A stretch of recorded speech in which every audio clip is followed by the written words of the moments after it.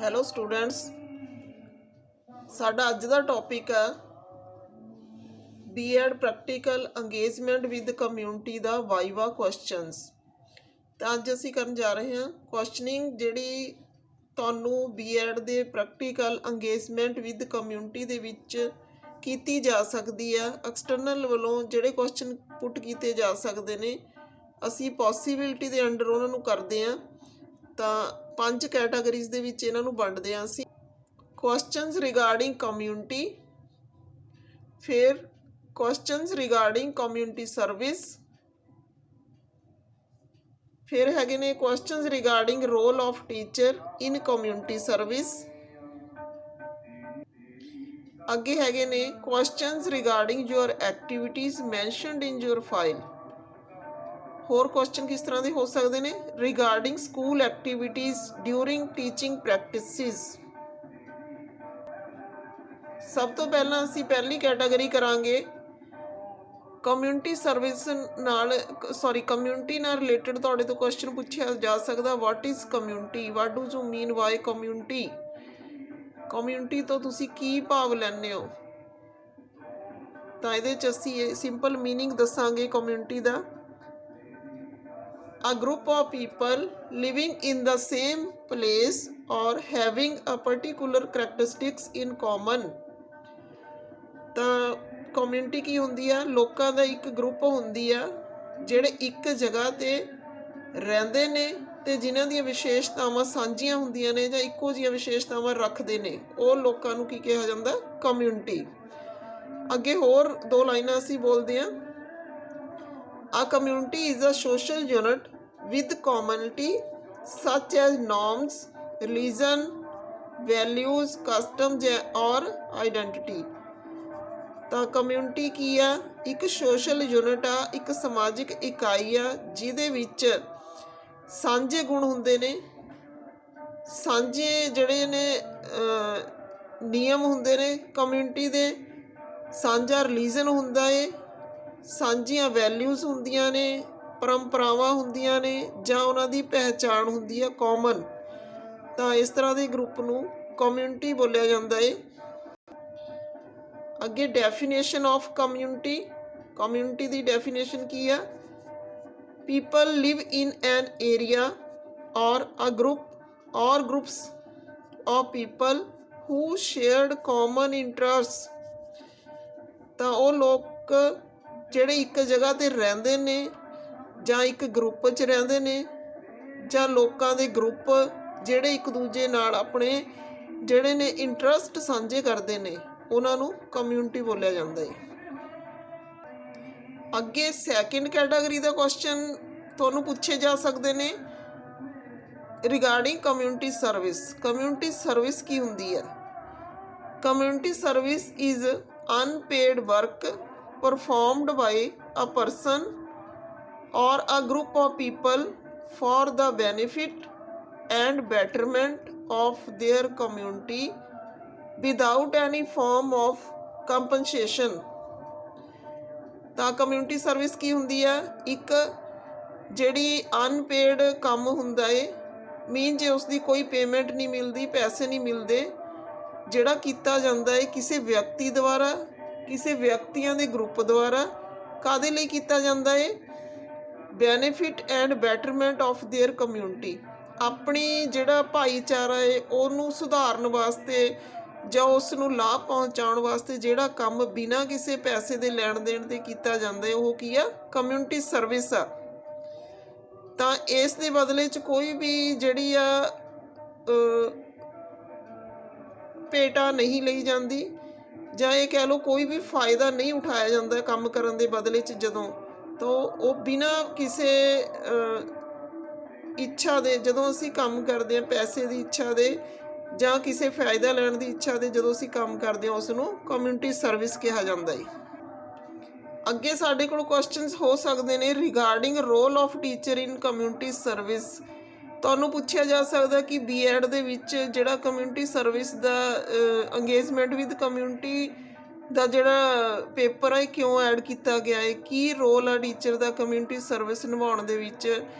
ਤਾਂ ਅਸੀਂ ਇਹੀ ਕਹਿ ਸਕਦੇ ਹਾਂ ਕਿ ਜਿਹੜਾ ਟੀਚਰ ਕਮਿਊਨਿਟੀ ਹੈ ਜਿਹੜੀ ਉਹ ਅਵੇਅਰਨੈਸ ਫੈਲਾਉਂਦੀ ਹੈ ਸਮਾਜ ਦੇ ਵਿੱਚ, ਜਾਂ ਉਹ ਹੈਲਪ ਕਰਦੇ ਨੇ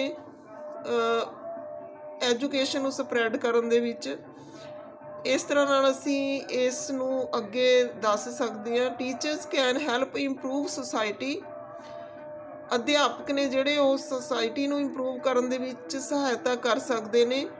ਐਂਡ ਕਮਿਊਨਿਟੀ, ਅਤੇ ਕਮਿਊਨਿਟੀ ਨੂੰ ਵੀ ਅੱਗੇ ਇੰਪਰੂਵਮੈਂਟ ਕਰਨ ਦੇ ਵਿੱਚ ਸਹਾਇਤਾ ਕਰ ਸਕਦੇ ਨੇ। By contributing their knowledge and area, ਆਪਣੀ ਨੌਲੇਜ ਅਤੇ ਜਿਹੜਾ ਆਪਣਾ ਗਿਆਨ ਨੂੰ ਸਪਰੈਡ ਕਰਕੇ, ਅਵੇਅਰਨੈਸ ਫੈਲਾ ਕੇ ਜਿਹੜੇ ਟੀਚਰ ਲੋਕ ਨੇ ਉਹ ਕਮਿਊਨਿਟੀ ਦੀ ਸਰਵਿਸ ਕਰ ਸਕਦੇ ਨੇ। ਤਾਂ ਜਿਹੜਾ ਵੀ ਸਾਡੇ ਏਰੀਏ ਦੇ ਵਿੱਚ ਜੋ ਵੀ ਸਰਵਿਸ ਅਸੀਂ ਦੇ ਸਕਦੇ ਹਾਂ, ਅਸੀਂ ਉਹ ਪ੍ਰੋਵਾਈਡ ਕਰਦੇ ਹਾਂ। ਜਿਵੇਂ ਸਪੋਜ਼ ਕਰੋ ਰੈਲੀਜ਼ ਵਗੈਰਾ ਅਸੀਂ ਕੱਢਦੇ ਹਾਂ, ਕੋਈ ਇਲੈਕਸ਼ਨ ਦੀ ਆਉਂਦੀ ਆ, ਤਾਂ ਅਸੀਂ ਉਹ ਸਰਵਿਸ ਅਦਾ ਕਰਦੇ ਹਾਂ, ਟੀਚਰ ਕਮਿਊਨਿਟੀ ਹੈ ਜਿਹੜੀ। ਜਾਂ ਫਿਰ ਇਹ ਕਹਿ ਸਕਦੇ ਹਾਂ ਅਸੀਂ ਕੋਈ ਵੀ ਬਿਮਾਰੀ ਆਉਂਦੀ ਹੈ ਤਾਂ ਉਹਦੇ ਲਈ ਅਵੇਅਰਨੈਸ ਅਸੀਂ ਕਮਿਊਨਿਟੀ ਦੇ ਵਿੱਚ ਸਪਰੈਡ ਕਰਨ ਦਾ ਕੰਮ ਕਰਦੇ ਹਾਂ। ਤਾਂ ਇਸ ਤਰ੍ਹਾਂ ਨਾਲ ਟੀਚਰ ਨੇ ਜਿਹੜੇ ਐਜੂਕੇਸ਼ਨ ਜਿਹੜੀ ਆ ਉਹ ਸਾਡੀ ਜਿਹੜੀ ਆ ਉਹ ਹੈਲਪ ਕਰਦੀ ਆ ਕਮਿਊਨਿਟੀ ਦੇ ਵਿੱਚ ਅਵੇਅਰਨੈਸ ਦੇਣ ਲਈ। ਅੱਗੇ ਤੁਹਾਡੇ ਤੋਂ ਕੁਐਸਚਨ ਕੀਤੇ ਜਾ ਸਕਦੇ ਨੇ regarding your activities mentioned in your file. ਤੁਸੀਂ ਜੋ ਆਪਣੀਆਂ ਫਾਈਲਸ ਦੇ ਵਿੱਚ ਐਕਟੀਵਿਟੀਜ਼ ਮੈਂਸ਼ਨ ਕੀਤੀਆਂ ਹੋਣਗੀਆਂ, ਤਾਂ ਡਿਫਰੈਂਟ ਐਕਟੀਵਿਟੀਜ਼ ਨੇ ਜਿਹੜੀਆਂ ਕਮਿਊਨਿਟੀ ਸਰਵਿਸ ਨਾਲ ਰਿਲੇਟਡ, ਜਿਵੇਂ ਤੁਹਾਨੂੰ ਦੱਸੀਆਂ ਜਾਂਦੀਆਂ ਨੇ ਕਿ ਕਿੰਨੀਆਂ ਤੁਸੀਂ ਸਰਵਿਸਿਜ਼ ਨੇ ਜਿਹੜੀਆਂ ਉਹ ਜ਼ਰੂਰੀ ਕਰਨੀਆਂ ਨੇ। ਤਾਂ ਉਹਨਾਂ ਦੇ ਰਿਗਾਰਡਿੰਗ ਜਿਹੜੇ ਕੁਐਸਚਨਸ ਨੇ ਉਹ ਪੁੱਛੇ ਜਾ ਸਕਦੇ ਨੇ ਤੁਹਾਡੇ ਤੋਂ। ਅਲੱਗ-ਅਲੱਗ ਐਕਟੀਵਿਟੀ ਦੇ ਸੰਬੰਧਿਤ ਕੁਐਸਚਨ ਪੁੱਛੇ ਜਾ ਸਕਦੇ ਨੇ। ਯੂਅਰ ਮੋਟਿਵ ਬਿਹਾਈਂਡ ਸੱਚ ਐਕਟੀਵਿਟੀ, ਜੋ ਵੀ ਐਕਟੀਵਿਟੀ ਤੁਸੀਂ ਕੀਤੀ ਹੈ ਉਹਦੇ ਪਿੱਛੇ ਤੁਹਾਡਾ ਮੰਤਵ ਕੀ ਆ। ਜਾਂ ਇਹ ਕਿਹਾ ਜਾ ਸਕਦਾ ਕਿ ਕਮਿਊਨਿਟੀ ਸਰਵਿਸ ਦੇ ਵਿੱਚ ਇਹ ਐਕਟੀਵਿਟੀ ਹੈ ਜਿਹੜੀ ਇਹ ਕਿਸ ਤਰ੍ਹਾਂ ਆਉਂਦੀ ਹੈ। ਤਾਂ ਤੁਸੀਂ ਉੱਥੇ ਆਪਣੇ ਡਿਫਰੈਂਟ ਕਿਉਂਕਿ ਤੁਹਾਡੀਆਂ ਆਪਣੀਆਂ ਜਿਹੜੀਆਂ ਫਾਈਲਸ ਹੋਣਗੀਆਂ ਉਹਦੇ ਹਿਸਾਬ ਨਾਲ ਜੋ ਵੀ ਐਕਟੀਵਿਟੀ ਹੋਊਗੀ ਤੁਸੀਂ ਉਹਦੇ ਅਕੋਰਡਿੰਗ ਹੀ ਆਨਸਰ ਦੇ ਸਕਦੇ ਹੋ। ਤਾਂ ਇਹਦਾ ਮਤਲਬ ਇਹ ਆ ਕਿ ਤੁਸੀਂ ਜੋ ਐਕਟੀਵਿਟੀਜ਼ ਕਰ ਰਹੇ ਹੋ ਕਮਿਊਨਿਟੀ ਸਰਵਿਸ ਨਾਲ ਰਿਲੇਟਡ, ਤਾਂ ਉਹਨਾਂ ਬਾਰੇ ਤੁਹਾਨੂੰ ਪੂਰੀ ਨੌਲੇਜ ਹੋਣੀ ਚਾਹੀਦੀ ਆ, ਅਤੇ ਤੁਸੀਂ ਆਪਣੇ ਜਿਹੜੀ ਆ ਉਹ ਸਹੀ ਢੰਗ ਨਾਲ ਐਕਟੀਵਿਟੀ ਕੀਤੀ ਹੋਈ ਹੋਣੀ ਚਾਹੀਦੀ ਹੈ। ਅੱਗੇ ਹੈਗਾ ਯੂਅਰ ਰੋਲ ਇਨ ਸੱਚ ਐਕਟੀਵਿਟੀ, ਜੋ ਵੀ ਐਕਟੀਵਿਟੀ ਤੁਸੀਂ ਕੀਤੀ ਆ ਕਮਿਊਨਿਟੀ ਸਰਵਿਸ ਦੀ ਉਹਦੇ ਵਿੱਚ ਤੁਸੀਂ ਕੀ ਰੋਲ ਅਦਾ ਕੀਤਾ ਹੈ। ਇੱਥੇ ਅਸੀਂ ਇਹ ਦੇਖਦੇ ਹਾਂ ਕਿ ਤੁਸੀਂ ਸਿਰਫ ਫਾਈਲ ਪ੍ਰੀਪੇਅਰ ਕੀਤੀ ਆ ਜਾਂ ਤੁਸੀਂ ਵਾਕਈ ਕੋਈ ਰੋਲ ਅਦਾ ਕੀਤਾ, ਵਾਕਈ ਤੁਸੀਂ ਕਮਿਊਨਿਟੀ ਦੀ ਸਰਵਿਸ ਕੀਤੀ ਆ। ਤਾਂ ਇਸ ਤਰ੍ਹਾਂ ਦੀ ਕੁਐਸਚਨਿੰਗ ਆ ਜਿਹੜੀ ਉਹ ਹੋ ਸਕਦੀ ਆ ਤੁਹਾਨੂੰ। ਇਸ ਤੋਂ ਇਲਾਵਾ ਜੋ ਤੁਹਾਡੀਆਂ ਐਕਟੀਵਿਟੀਜ਼ ਨੇ ਉਹਨਾਂ ਨਾਲ ਅਲੱਗ-ਅਲੱਗ ਤਰੀਕੇ ਨਾਲ ਤੁਹਾਡੀ ਕੁਐਸਚਨਿੰਗ ਹੋ ਸਕਦੀ ਹੈ। ਅੱਗੇ ਸਾਡੇ ਕੋਲ ਲਾਸਟ ਕੈਟਾਗਰੀ ਹੈਗੀ ਪੋਸੀਬਿਲਿਟੀ ਦੀ। ਮੈਂ ਗੱਲ ਕਰਦੀ ਹਾਂ ਹਮੇਸ਼ਾ ਹੀ, ਕਿਉਂਕਿ ਜ਼ਰੂਰੀ ਨਹੀਂ ਕਿ ਸਿਰਫ ਇਹੀ ਕੁਐਸਚਨ ਨੇ ਜਿਹੜੇ ਉਹ ਪੁੱਟ ਕੀਤੇ ਜਾ ਸਕਦੇ ਨੇ। ਇਹ ਮੈਕਸੀਮਮ ਮੈਂ ਇੱਥੇ ਤੁਹਾਨੂੰ ਪੋਸੀਬਿਲਿਟੀਜ਼ ਦੇਣ ਦੀ ਕੋਸ਼ਿਸ਼ ਕੀਤੀ ਆ ਕਿ ਇਹਨਾਂ ਦੇ ਵਿੱਚ ਜਿਹੜੀ ਆ ਵਾਈਵਾ ਤੁਹਾਡਾ ਹੋ ਸਕਦਾ ਅਤੇ ਹੋਣਾ ਚਾਹੀਦਾ ਹੈ।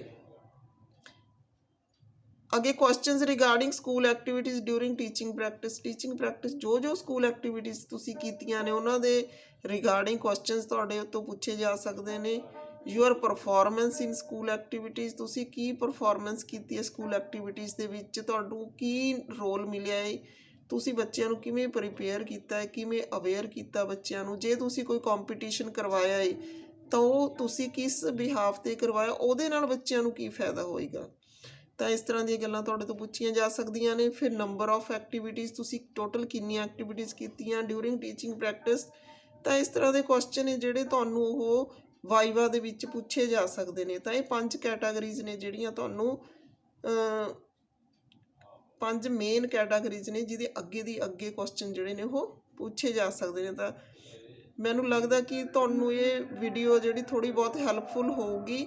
ਵਾਈਵਾ, ਕਿਉਂਕਿ ਬੱਚਿਆਂ ਦੇ ਮਨਾਂ 'ਚ ਕਨਫਿਊਜ਼ਨ ਹੁੰਦੀ ਹੈ ਕਿ ਅਸੀਂ ਵਾਈਵਾ ਕਿਵੇਂ ਦਈਏ, ਕਿਉਂਕਿ ਪ੍ਰੈਕਟੀਕਲ ਫਾਈਲ ਤਾਂ ਦੇਖ ਦੂਖ ਕੇ ਇੱਧਰੋਂ ਉੱਧਰੋਂ ਤਿਆਰ ਕਰ ਲੈਂਦੇ ਨੇ ਬੱਚੇ, ਫੋਟੋ ਵਗੈਰਾ ਕਲੈਕਟ ਕਰ ਲੈਂਦੇ ਨੇ, ਲਿਖ ਲੈਂਦੇ ਨੇ, ਸਭ ਕੁਝ ਕਰ ਲੈਂਦੇ ਨੇ। ਪਰ ਜਦੋਂ ਵਾਈਵਾ ਦੀ ਗੱਲ ਆਉਂਦੀ ਹੈ ਤਾਂ ਉੱਥੇ ਇੱਧਰ ਉੱਧਰ ਦੇਖਣ ਦੀ ਬਜਾਏ ਤੁਹਾਨੂੰ ਚਾਹੀਦਾ ਕਿ ਇਹਦੀ ਪ੍ਰੈਪਰੇਸ਼ਨ ਸਹੀ ਢੰਗ ਨਾਲ ਕਰੋ ਤਾਂ ਕਿ ਤੁਸੀਂ ਵਧੀਆ ਮਾਰਕਸ ਨੇ ਜਿਹੜੇ ਉਹ ਗੇਨ ਕਰ ਸਕੋ। ਔਰ ਵਾਕਈ ਤੁਸੀਂ ਕਮਿਊਨਿਟੀ ਸਰਵਿਸ ਨੂੰ ਇਸ ਢੰਗ ਨਾਲ ਲੈਣਾ ਹੈ ਕਿ ਵਧੀਆ ਇਹ ਜਿਹੜਾ ਇਹ ਕੰਮ ਅਸੀਂ ਕਮਿਊਨਿਟੀ ਦੀ ਸਰਵਿਸ ਕਰਨੀ ਹੈ। Okay, thanks, thank you. Okay, best of luck for your community papers.